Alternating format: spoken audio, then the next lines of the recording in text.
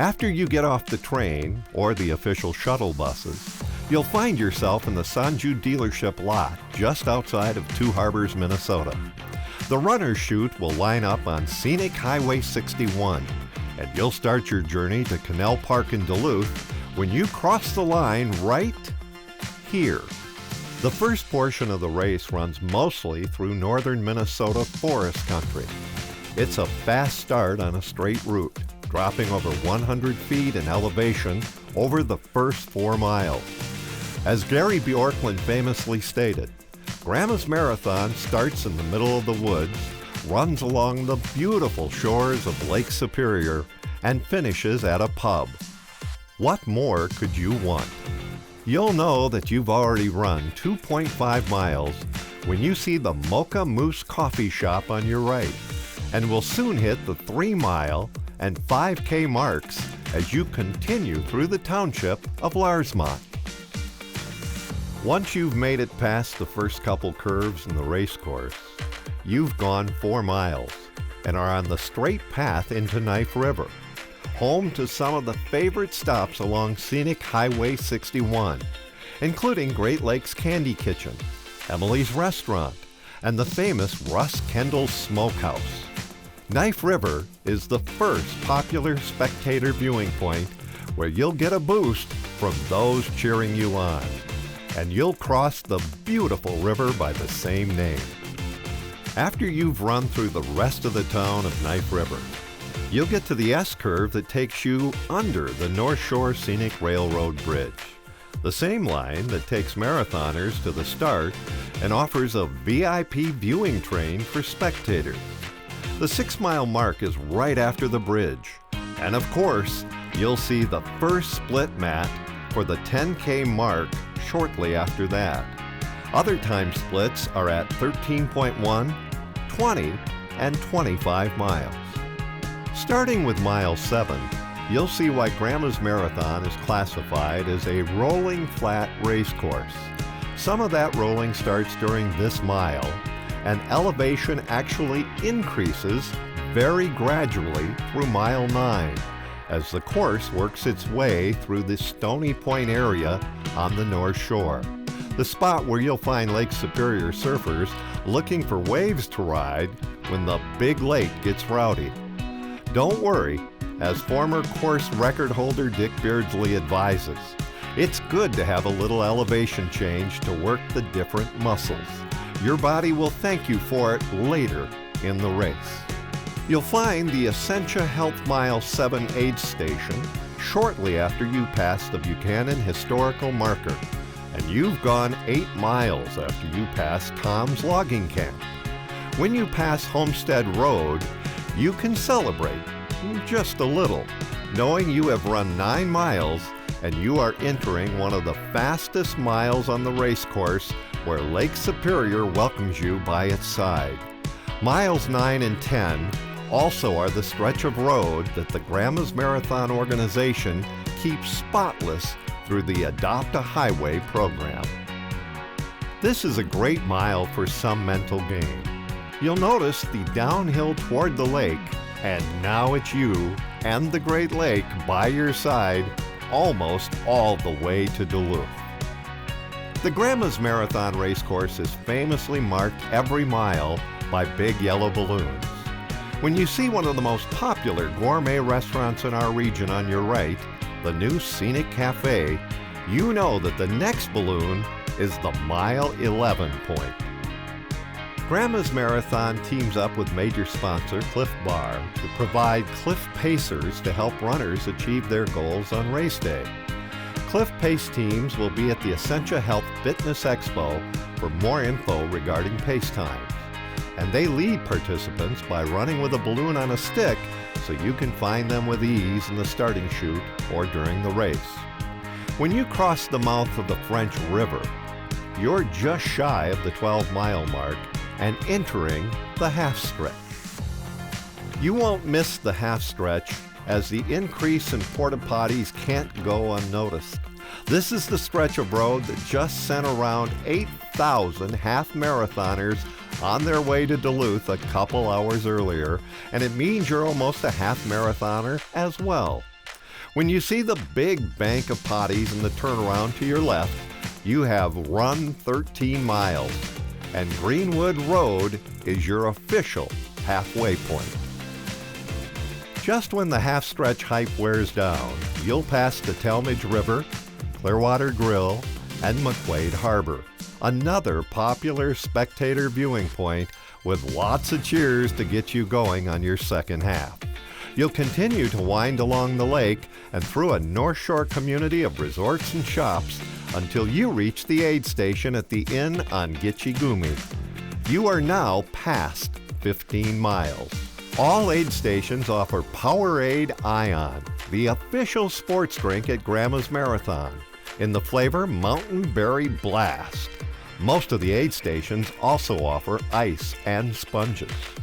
As you pass the old Pumphouse on your left, where the fresh-treated Lake Superior water that you'll find at our aid stations comes from, you've made it 16 miles. Right after that is Lakewood Road, another spectator viewing point with a medical tent and the last medical dropout point before you get into Duluth. Then you'll be welcomed by a festive Mile 17 aid station that includes Cliff Shot energy gels in the flavors Raz, Mocha, Citrus, and Vanilla. The Cliff Energy Zone is intentionally placed to give you a boost for the remainder of the race. After your Mile 17 energy boost, Mile 18 is quiet. The homes disappear and it becomes one last dose of northern Minnesota solitude. Just you and the forest and the lake. The Scenic Highway comes to an end where it joins Congdon Boulevard, better known as London Road, to a lot of runners going into Duluth. After you cross the Lester River Bridge, you're at the 19-mile mark and entering a whole new phase of the race course. Welcome to Duluth. Mile 20 starts the trek through the lakeside neighborhood of Duluth along with a steady supply of spectators that grows as you make your way through town. You'll see that you've made it to the 20-mile mark at McCullough Street and Mile 21 just after you pass the 40th Avenue intersection. Depending on the weather, you'll often see a variety of creative spectators in this stretch that may offer you bacon, beer, fruit, music, a sprinkler shower if it's warm, or maybe just a funny sign. You may also see the famous Trollway in this stretch, a length of road lined with many, many little good luck trolls to keep you moving. About halfway through your 22nd mile is the historic Glen Sheen Mansion on your left, a sure sign that you're about to take on Lemon Drop Hill. The Minnesota Power 22 aid station is at the bottom of the hill to fuel you up, but honestly, Lemon Drop Hill isn't the beast it once was. Still the most famous course-related challenge in Grandma's Marathon, the hill isn't as steep as it was before some reconstruction changes, but it does come at a crucial point in the race, often referred to as the wall. The good news is once you make it to the top, you're rewarded with a great view of the lake and another fast section of the race course where you can make up some lost time. Also, one of the last medical tents and dropout points before the finish line is just to your right by the Holiday Station store. The next mile shifts from residential to a more commercial landscape as you get nearer to downtown Duluth. The London Road corridor is lined with lots of spectators, racecourse entertainment, and helpful volunteers. You'll hit the Toyota aid station at Mile 23, followed by a popular section of the race among runners because of the offerings of a couple Grandma's Marathon sponsors, Valentini's and Super One Foods, who provides an official fruit station just before runners take the turn up towards Superior Street. Superior Street leads runners past the statue of Jay Cook and past Sir Benedict's Tavern to the historic Vickers Brewery Complex, site of the Mile 24 aid station. Once you're past Vickers and approaching the Sheridan Hotel, that's where things change a little for Grandma's Marathon over the next 3 years. Due to a major construction project that will affect Superior Street in downtown Duluth over the next few years, runners will be taking a left right after 4th Avenue East down to Michigan Street. Although it's a bit narrower than Superior Street, the alteration hardly affects the overall racecourse. The new route has been certified and doesn't move the start or the finish lines at all. There won't be any spectators allowed on the first few blocks of Michigan Street, but the route opens up new spectator areas above the runners in Lake Place Park. Runners will continue on Michigan Street to the Maurice's Mile 25 aid station, just before turning on 5th Avenue, where the route joins the original race course once again.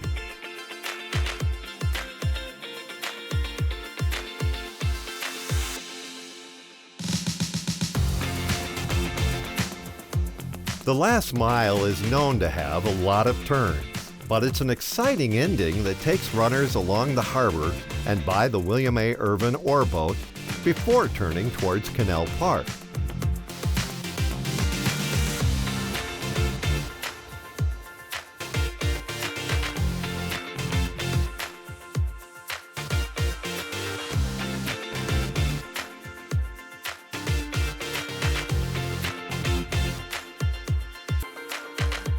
Runners pass under Lake Avenue and join Canal Park Drive at the Clock Tower, where they will run toward one of the most emotional finishes in road racing.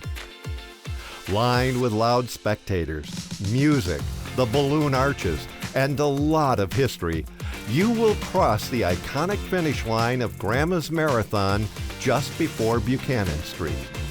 Gather all of your rewards and take in one of the best post-race rituals around, a dip in Lake Superior. Your legs will thank you the next day.